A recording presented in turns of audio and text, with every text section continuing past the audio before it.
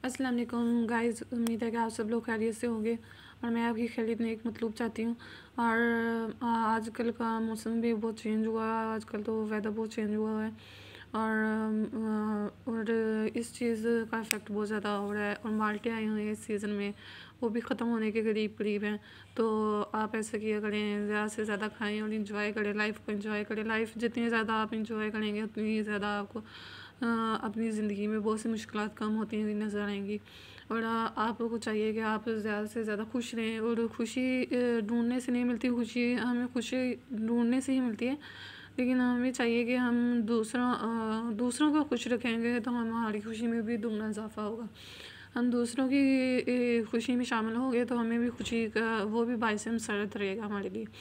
तो हमें चाहिए कि हम दूसरों की खुशी में भी शामिल हों और अपनी खुशी में दूसरों को शामिल करें, अपने गम में दूसरों को शामिल करें और ज़्यादा से ज़्यादा अच्छे काम करें और लोगों के साथ अच्छा रवैया रखें और उनके साथ ज़्यादा बुरा उनके साथ ज़्यादा बुरा रवैया रवैया ना रखें। क्योंकि अगर हम दूसरों के साथ बुरा रवैये से पेश आएंगे तो दूसरे भी हमारे साथ ऐसे ही पेश आएंगे।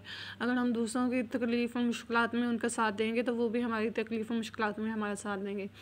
तो चलिए आज के हम टॉपिक के जाने बढ़ते हैं। आज का हमारा टॉपिक है फ्यूचर इंडेफिनिट टेंस। इसकी उर्दू में पहचान है होगा, होगी, होगे वगैरह। जैसे और इंग्लिश में इसकी पहचान है will, shall plus first form. मतलब फर्स्ट फॉर्म आती है विल शैल के साथ प्लस फर्स्ट फॉर्म आती है, विल शैल के साथ प्लस फर्स्ट फॉर्म। इसमें पहले ही विल शैल दिया हुआ है, तो जैसे पहले डेफिनेट थे उसमें कुछ भी नहीं दिया हुआ था, जो डेफिनेट वाले होते थे। तो उसमें हम जो था भी इज़ार एम का इजाफा कर लेते थे और आगे वाले में उन्होंने ING दिया होता था, तो उसमें हम बीइंग का इजाफा कर लेते थे। थर्ड फॉर्म दी होती थी तो हम बीइंग का इजाफा कर लेते थे। तो ये है future indefinite tense. Future indefinite tense में हमने विल शैल लगा होता है और फर्स्ट फॉर्म दी होती है, वर्ब की फर्स्ट फॉर्म। जैसे प्ले, प्लेड, प्लेड। और प्ले पहली फर्स्ट फॉर्म है, सेकंड फॉर्म प्लेड है और थर्ड फॉर्म भी उसकी प्लेड ही है। और विल शैल के साथ प्लस फर्स्ट फॉर्म। और जैसे लिखा हुआ आई shall play football, I we के साथ शैल लगता है, बाकी सब के साथ विल लगता है। लेकिन अगर हम किसी बात पे ज़रूर तकीद मतलब ज़ोर दें, अगर हम किसी बात पे तकीद करें, हम किसी बात पे तकीद करें, उसके साथ फिर विल लग जाता है। आई विल, मैं डेफिनेटली ये करूँगा, आई विल मैं करूँगा, तो फिर उसके साथ आई वी के साथ विल आ जाता है। तो इसकी बहुत आसान सी पहचान, आई वी के साथ शैल आता है, बाकी सब के साथ विल है। आई शैल प्ले फुटबॉल, मैं फ़ुटबॉल खेलूँगा। और इसमें आ जाएगा विल शैल प्लस बी आ जाएगा plus third form. Third form हर एक में यूज़ होनी है, ये एक्टिव पैसिव में हमेशा थर्ड फॉर्म ही यूज़ होनी है, एक्टिव पैसिव में थर्ड फॉर्म यूज़ होनी है। और देखिए will shall football will be played by me, वो उन्होंने चेंजेस कर दिए। आई को फुटबॉल की जगह फुटबॉल को आई की जगह, फुटबॉल एक है, फुटबॉल सॉरी आई वी के साथ शैल होता है, फुटबॉल के साथ विल हो जाना। Football will be played by I my me, played by me, football will be played by me. इसके आगे फिक्रा दिए हुए हैं, मुश्किल नहीं है। Practice makes a man perfect as I already said. तो इसमें ये फ्यूचर उन्होंने फ्यूचर इंडेफिनिट दिया हुआ है, ये फ्यूचर इंडेफिनिट टेंस, ठीक है। We shall buy the house, मैंने कहा आपको बताया था वो आई वी के साथ शैल आता है, बाकी सबके साथ विल आता है। We shall buy the house, हम घर खरीदेंगे। द हाउस के साथ विल आ जाना है। The house will be by bought, sorry bought by bought by us, bought third form होगी। ये देखिए will be, the house will be bought by us, the house will be bought by us. Will ये एक simple sentence है और आगे उन्होंने interrogative में पूछा हुआ है।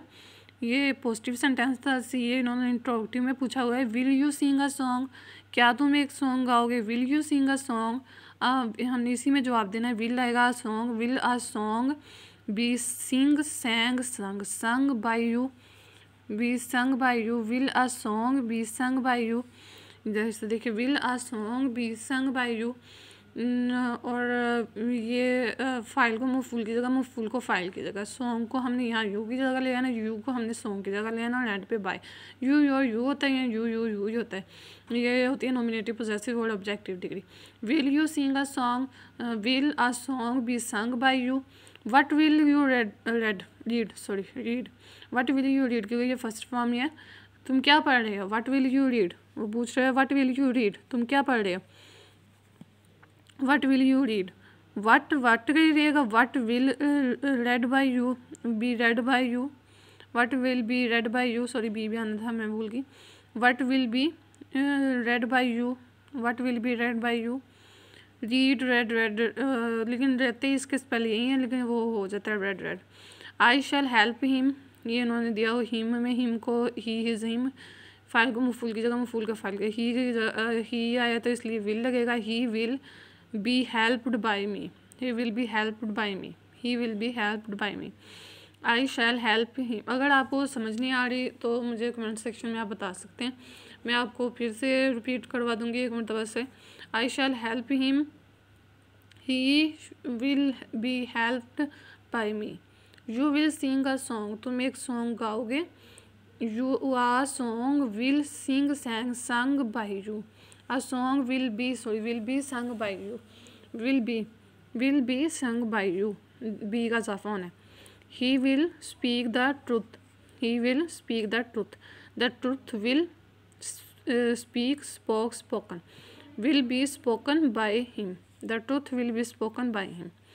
द ट्रुथ ने यहाँ पे आ जाना, ही की जगह भी ही ने ऐड पे चले जाना, ऐड पे बाई आ जाना। Speak spoke spoken, speak spoke spoken, ये इसकी फॉर्म्स होती हैं, और बाई की बॉड होती है, वो मैं भूल गई थी।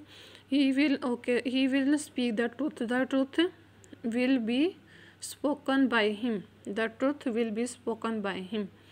ये गाइड है, आप ये ले सकते हैं, ये ग्रामर ट्रांसलेशन कंपोजिशन है इंग्लिश की, तो ये आप बाय कर सकते हैं, इसे ख़रीद लें। तो इसमें बहुत ही ईजी दिए हुए हैं जिससे आपको समझने में मुश्किल पेश नहीं आएगी।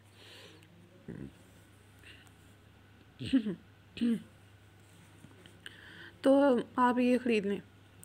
ही will speak, will you like mangoes, will you like mangoes, will you like mangoes, ये उन्होंने इंट्रोगेटिव में पूछा हुआ है। विल ही रहेगा, mangoes be liked by you, be liked by you, liked, इसकी सेकंड फॉर्म भी ये लाइक्ड है, थर्ड फॉर्म भी लाइक्ड है। Will mangoes be liked by you, be liked by, will mangoes be liked by you, liked by you. Will he teach English, will he teach English, will he teach English, will English be taught, teach taught, इसकी second form भी taught है, third form भी taught है, taught by him. Will English be taught by him, will English be taught by him. Why will you eat rice, तुम rice क्यों खा रहे हो। इंट्रोगेटिव सेंटेंस है, why will rice be eaten by you, be eaten by you. Eat ate eaten, eat ate eaten, ate eaten होता है या ate eaten, ate E होता है एट, ईट एट ईटन। और who will make a noise, who by whom, इसने who co हमेशा by who में change करते थे। I noise will be made, sorry a noise will be, a noise sorry by whom will शुरू में है, by whom will a noise be made. Make made, second form made है और third form इसकी made है। तो ये था हमारा फ्यूचर इंडेफिनिट टेंस, जिसमें इस ऋतु में पहचान होती है will shall plus first form. तो ये मुश्किल नहीं है, अगर आप प्रैक्टिस करेंगे तो आपको समझ आ जाएगी। ये उन्होंने शुरू में बताया भी हुआ है कि एक्टिव और पैसिव वॉइस की क्या क्या चेंजेस होते हैं। चेंजेस भी मुश्किल नहीं है, ये आप एक मिनट वाइज को रीड आउट करके देख लें तो आपको समझ आ जाएगी।